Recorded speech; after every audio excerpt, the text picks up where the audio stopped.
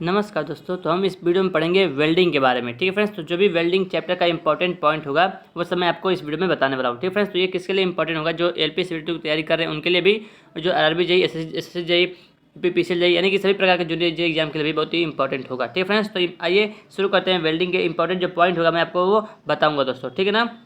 तो फ्रेंड्स देखिए, यहाँ पे मैं आपको बता देता हूँ कि देखिए फ्रेंड्स, जो है वेल्डिंग का जो प्रयोग है आज तक जो है लगभग सभी स्थानों पर होने लगा है। यहाँ पे आप देख सकते हैं, एग्जांपल देख सकते हैं, हवाई जहाज, रेलवे निर्माण, ट्रैक्टर, ऑटोमोबाइल, भवन निर्माण, बांध बनाने में, पुल बनाने में, फर्नीचर बनाने में, तो हर जगह यानी कि वेल्डिंग का बहुत जगह प्रयोग होता है। ठीक है फ्रेंड्स, तो यहाँ पे देख सकते हैं, ठीक ना। अब देखिए जो कौन कौन से प्रकार वेल्डिंग का वर्गीकरण किया गया, क्लासिफिकेशन ऑफ वेल्डिंग है कि जोड़ के आधार पर वेल्डिंग दो प्रकार की होती है। ठीक है ना। मैं देखिए पहला जो है ऑटोजीनियस वेल्डिंग, दूसरा है हेट्रोजीनियस वेल्डिंग। बस बस आपको जानना ये चाहिए कि मतलब कि जोड़ के आधार पर दो प्रकार की है। कौन कौन सा है? ऑटोजीनियस वेल्डिंग और हेट्रोजीनियस वेल्डिंग। ठीक है ना फ्रेंड्स। तो ऑटोजीनियस में क्या क्या होता है? जब एक ही प्रकार की धातुओं को जो है उसी धातु की फिलर रॉड से जो है जोड़ा जाता है ना, तो वेल्डिंग की जाती है, तो उससे हम जो है क्या कहते हैं? ऑटोजीनियस वेल्डिंग कहते हैं। ठीक है। और हेट्रोजीनियस क्या होता है? जब दो अलग अलग धातुओं को आपस में जोड़ा जाए तो उसे हम हेट्रोजीनियस वेल्डिंग कहते हैं। याद रखिएगा दोस्तों।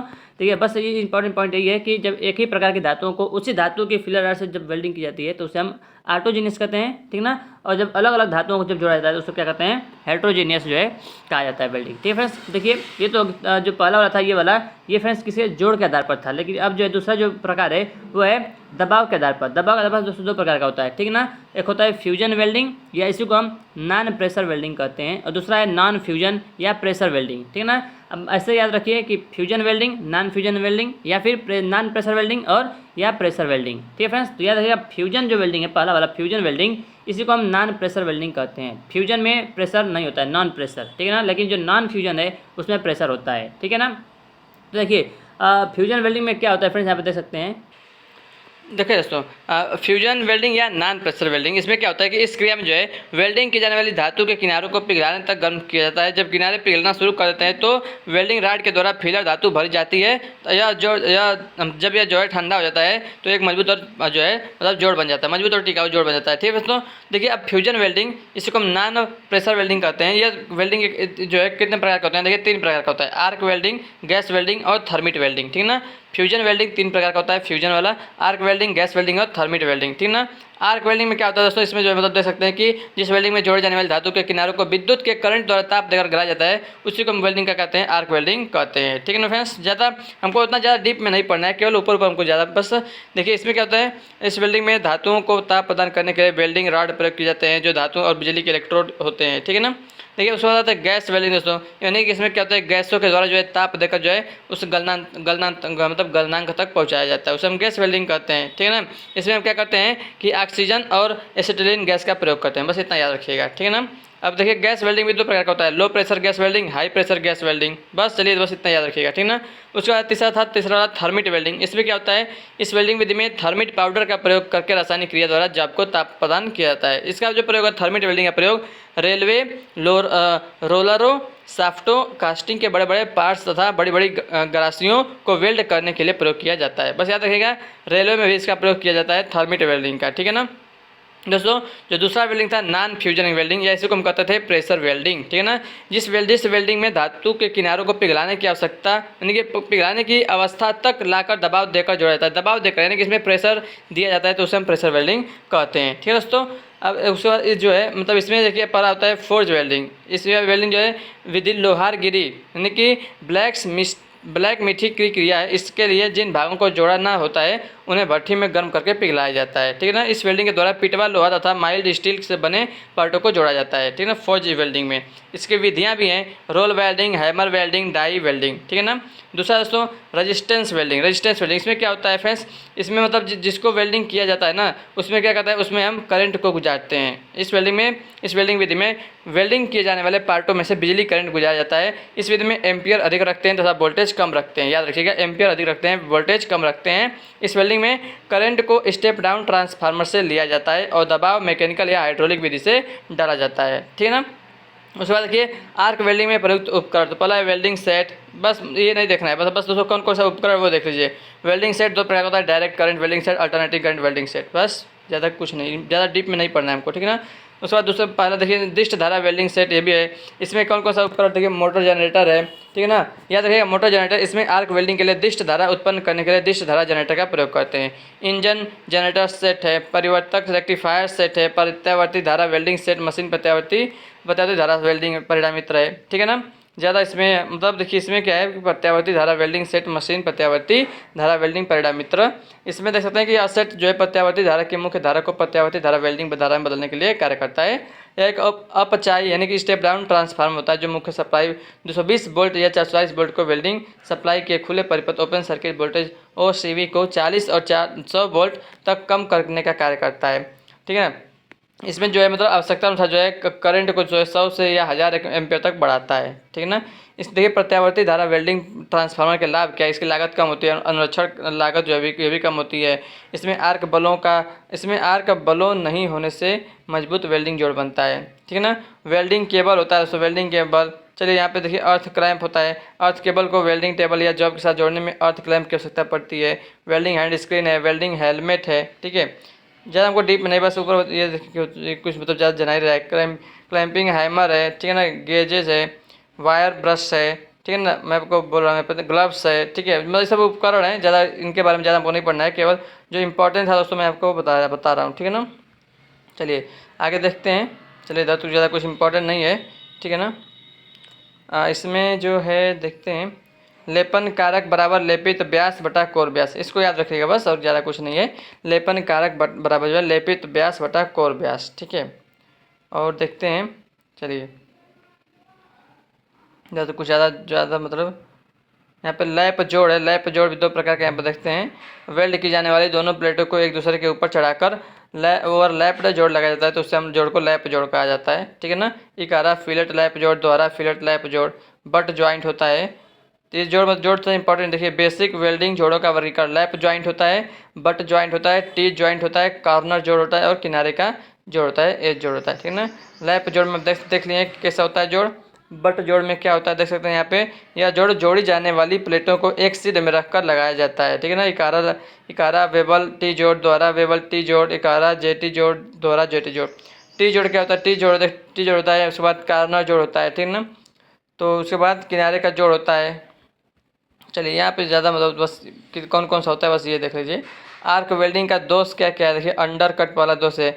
मूल धातु में वेल्डिंग के निचले भाग में बने कट खाँचों की अंडर कट कहते हैं। यह दोष निम्न कारण से होता है: अत्यधिक वेल्डिंग गति, सतत वेल्डिंग के कारण जॉब या अत्यधिक गर्म होता है, अत्यधिक विद्युत धारा सेटिंग, इलेक्ट्रोड की दोषपूर्ण गति, वेल्डिंग के दौरान इलेक्ट्रोड का गलत कोड सेटिंग होना, ठीक है। अपूर्ण प्रवेश, चलिए राख प्रवेश करता है, संदता या ब्लो होल्स के कारण होता है फ्रेंड्स, ठीक है ना।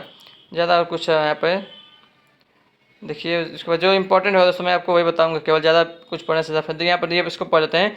गैस वेल्डिंग में प्रयुक्त उपकरण, पहला है ऑक्सीजन सिलेंडर। इस सिलेंडर का रंग काला होता है, ठीक है ना। इसमें जो है यह सिलेंडर एसिटिलीन सिलेंडर की अपेक्षा लंबा और पतला होता है। यह सिलेंडर 3400 से 5200 6800 लीटर की क्षमता में मिलते हैं, ठीक है ना। देखिए एसिटिलीन सिलेंडर होता है, बस इस याद रखिए सिलेंडर का जो रंग है मैरून होता है, और सिलेंडर ऑक्सीजन सिलेंडर की अपेक्षा छोटा तथा मोटाई में ज़्यादा होता है, और यह सिलेंडर 150 किलोग्राम प्रति वर्ग सेंटीमीटर दाब पर भरे जाते हैं। याद रखिएगा 150 केजी प्रति वर्ग सेंटीमीटर दाब पर भरे जाते हैं। ऑक्सीजन गैस रेगुलेटर होता है दोस्तों, एसिटिलीन गैस रेगुलेटर होता है, एसिटिलीन जनरेटर होता है, ठीक है ना। इसके दो विधियाँ प्रयोग की जाती हैं, वाटर टू कार्बाइन टाइप और कार्बाइड टू वाटर टाइप, ठीक है। बस ज़्यादा इसमें बस आपको थोड़ा थोड़ा बस देखना है, ज़्यादा कुछ नहीं। होज पाइप, ब्लो पाइप या गैस वेल्डिंग टार्च होता है। ब्लो पाइप के प्रकार है low pressure blow pipe, high pressure blow pipe, automatic या इक्वल जो है मतलब इक्वल प्रेशर ब्लो टाइप, ठीक है। वेल्डिंग नोजल होता है, इसमें नोजल की साइज, नोजल का चयन, धातु प्लेट की मोटाई, नोजल की साइज और गैस का दाब। ये ज़्यादा यहाँ से नहीं क्वेश्चन आता है दोस्तों, जैसा है मैं आपको खुद बताऊँगा, ठीक है, जो इंपॉर्टेंट होगा आपके लिए। फिलर रॉड के फ्लक्स इस भी ज़्यादा इंपॉर्टेंट नहीं है। प्लेट की मोटाई, पूरक जड़ंतर, वेल्डर ड्रेस, ये सब तो मतलब उपकरण है, उपकरण से इतना ज़्यादा नहीं। वेल्डिंग में प्रयुक्त आने उपकरण, जो ये सब उपकरण है वेल्डिंग में कौन कौन सा है ये याद रखिएगा। गैस वेल्डिंग में प्रयोग की जाने वाली गैसें, वेल्डिंग तापमान प्राप्त करने के लिए गैस वेल्डिंग में ऑक्सीजन गैस के साथ acetylene, hydrogen, LPG, coal gas का प्रयोग करते हैं, ठीक है। उसके बाद विभिन्न गैसों ज्वालाओं के संयोग, हाँ इसको देख लीजिए। Oxygen plus acetylene equal oxy acetylene gas ज्वाला बनती है, ठीक है ना। यानी कि ऑक्सीजन के साथ अगर एसिटिलीन मिलता है तो ऑक्सी एसिटिलीन गैस बनता है, और ऑक्सीजन प्लस हाइड्रोजन आता है तो ऑक्सी हाइड्रोजन गैस ज्वाला, oxygen plus coal gas oxy coal gas ज्वाला, oxygen plus LPG equal to oxy LPG gas ज्वाला, और oxygen plus propane oxy propane, ठीक है ना। ऑक्सीजन ऑक्सी एसिटिलीन ज्वाला के भाग कुछ होते हैं, भीतरी चमक कोण, मध्य भाग, बाहरी भाग, ठीक है ना। यहाँ पर ऑक्सी एसिटिलीन ज्वाला के प्रकार भी हैं। उदासीन ज्वाला दोस्तों, इस ज्वाला का जो टेम्परेचर होता है ना वो 3600 डिग्री सेल्सियस के लगभग बराबर होता है, ठीक है फ्रेंड्स। इसमें क्या होता है कि इस प्रकार की ज्वाला में ऑक्सीजन और एसिटिलीन गैस को ब्लो पाइप में बराबर मात्रा में मिलाकर जलाया जाता है। उसके बाद कार्बोराइजिंग ज्वाला होती है। इसमें क्या होता है कि इस ज्वाला में ऑक्सीजन गैस की तुलना में एसिटिलीन गैस की मात्रा अधिक होती है। इसका जो टेम्परेचर 3038 डिग्री सेल्सियस तक हुई होता है। इस ज्वाला का प्रयोग हार्ड फेसिंग के लिए तथा फ्लेम क्लीनिंग के लिए किया जाता है। ऑक्सीडाइजिंग ज्वाला, इसमें क्या होती है कि ऑक्सीजन गैस की मात्रा ज़्यादा होती है। इसका प्रयोग स्टील, पीतल, कास्ट आयरन, कांसे की वेल्डिंग के लिए इसका प्रयोग किया जाता है, ठीक है ना। गैस वेल्डिंग में ज्वाला में उत्पन्न दोषों, ज्वाला का कांपना, ज्वाला का टूटना, ज्वाला के साइज का छोटा बड़ा होना, back fire, flash back, popping, torch pin तथा हेड का अधिक गर्म हो जाना, ठीक है। देखिए फ्रेंड्स, सबसे इंपॉर्टेंट पॉइंट है, वेल्डिंग करने से पहले धातु को साफ करने की विधि होती है।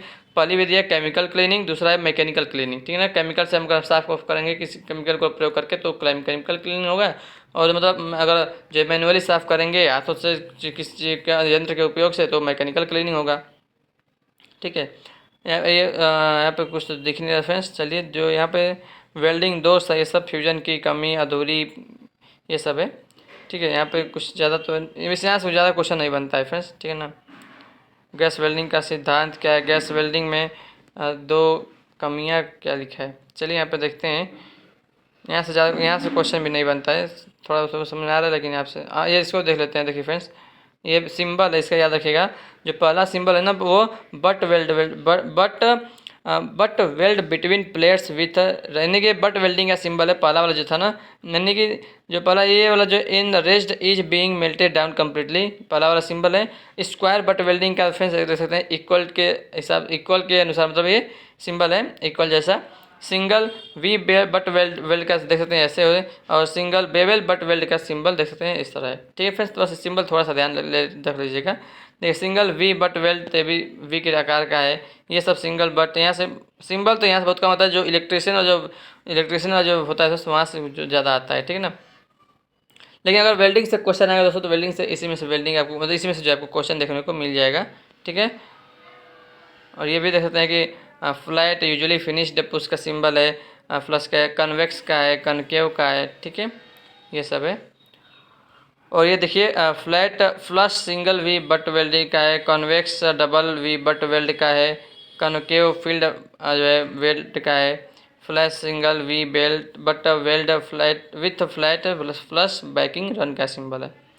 देखिए, वेल्ड जोड़ का निरीक्षण करना, तो देख सकते हैं कि निम्न प्रकार से करते हैं। वेल्डिंग के पहले, वेल्डिंग के बाद करते हैं। वेल्डिंग जोड़ का परीक्षण दो प्रकार से होता है, अविनाशी परीक्षण। इसमें क्या होता है, इस प्रकार के परीक्षण में वेल्डिंग जोड़ को बिना, मतलब बिगड़े बिना ही, अर्थात उसे जोड़े बिना ही वेल्ड जोड़ का परीक्षण किया जाता है। इसमें निम्नलिखित परीक्षण होते हैं, दृष्टि परीक्षण, रंग प्रवेश परीक्षण, चुंबकीय परीक्षण, रेडियोधर्मी परीक्षण, ठीक है।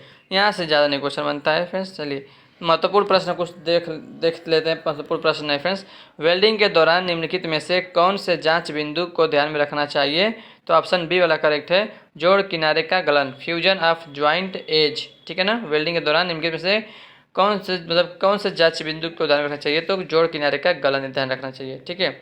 बस ये तक यहाँ तो पूरा खत्म हो गया वेल्डिंग का चैप्टर, ठीक है फ्रेंड्स। तो ये भी क्वेश्चन, मतलब ये जो वेल्डिंग का चैप्टर दोस्तों बहुत ही इंपॉर्टेंट होता है, ठीक है ना। तो अगर क्वेश्चन आएगा फ्रेंड्स तो आ जाएगा, इसी में से आपको फंस जाएगा, ठीक है फ्रेंड्स। तो थैंक यू सो मच इस वीडियो को देखने के लिए। अगर और भी मतलब कैसे क्वेश्चन मिलेगा वेल्डिंग का ही, चाहे और अदर चैप्टर्स का इंपॉर्टेंट जो मिलेगा मैं आपके लिए लेकर आऊँगा, ठीक है फ्रेंड्स। तो चैनल पर पहली बार चैनल को सब्सक्राइब करेगा, ठीक है फ्रेंड्स। तो वीडियो को देखने के लिए आप लोग बहुत बहुत धन्यवाद। मिलते हैं आपसे नेक्स्ट वीडियो में। इसका पीडीएफ चाहिए दोस्तों, पीडीएफ के लिए जो है टेलीग्राम का लिंक है इस वीडियो के कमेंट बॉक्स में आपको मिल जाएगा, उसको ज्वाइन कर लीजिएगा क्लिक करके, ठीक है friends. Thank you so much इस वीडियो को देखने के लिए, बहुत बहुत धन्यवाद। मिलते हैं नेक्स्ट वीडियो में। हंसते रहिए, मुस्कुराते रहिए, अपना ख्याल रखिए, टेक केयर, बाय बाय, जय हिंद, जय भारत, वंदे मातरम।